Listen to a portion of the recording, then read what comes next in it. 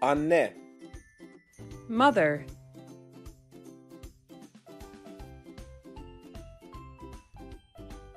Dayık.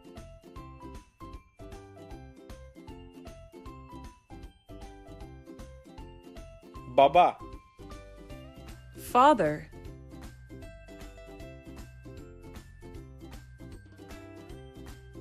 Bav.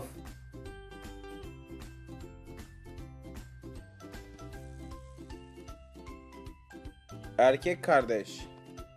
Brother.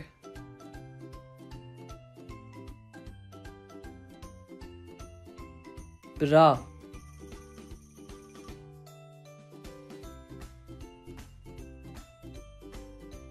Kız kardeş. Sister.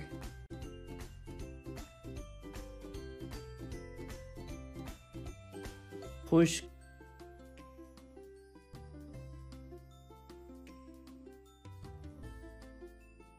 Abi.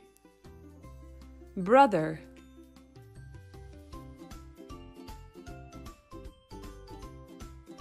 Kek.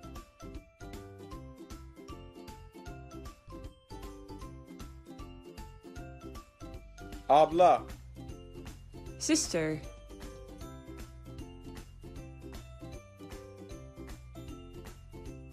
Et.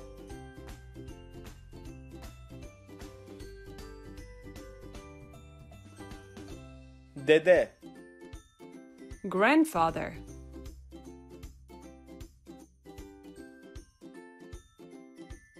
Galik.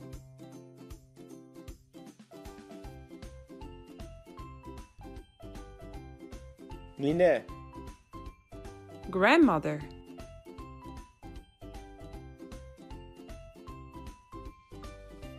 Birik.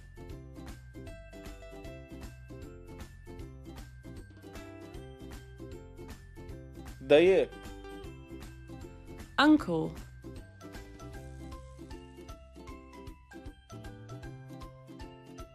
Hal.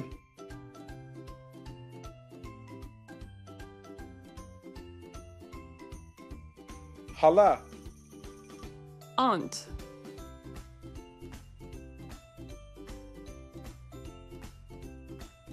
Metik.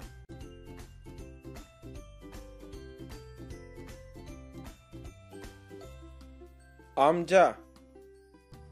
Uncle.